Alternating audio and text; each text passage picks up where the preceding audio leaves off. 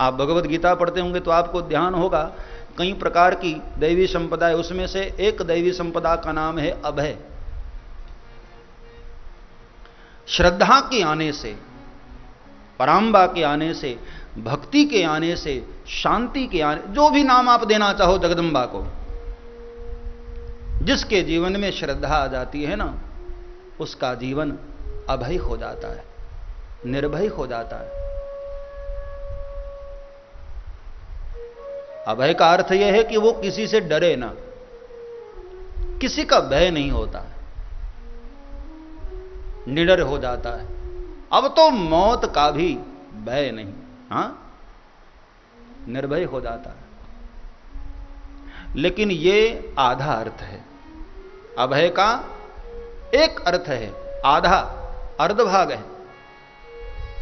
एक संत ने बहुत अच्छी बात कही कि अभय का मतलब हम किसी से डरे ना, वो तो ठीक है, लेकिन हमसे भी कोई ना डरे, ये अभय का पूर्ण अर्थ है।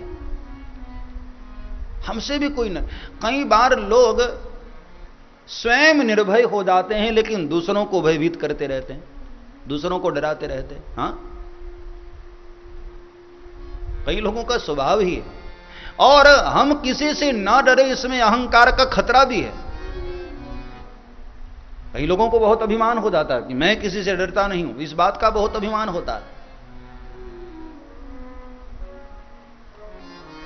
जिसके जीवन में श्रद्धा आती है वो अभय हो जाता है। इसका मतलब है अभय हो ही जो तुम ही डराए।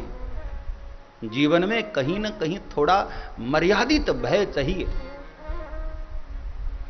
आप बिल्कुल कंट्रोल से बाहर हो गए तो वहां बिगड़ने का चांस है, इसलिए थोड़ा तो भय चाहिए। बाबा तुलसी कहते हैं वो व्यक्ति अभय हो जाता है जो आपसे डरता है। अभय हो ही जो तुम ही डराए। बाकी किसी से नहीं डरते, अभय हो जाए। लेकिन महर्षि पतंजलि भी कहते हैं तत्सन्निधौ वैर त्याग। श्रद्धा आ जाए तो जीवन से वैर मिट जाए, हमसे कोई डरे ना। कई लोगों को आप देखो, घर में आ जाए ना तो छोटे छोटे बच्चे डर जाते हैं, परिवार के सदस्य डर जाते हैं।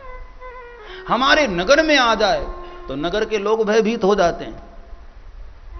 कई लोगों का चरित्र ऐसा होता है, वो किसी से नहीं डरते लेकिन उनसे पूरा नगर भयभीत हो जाता है।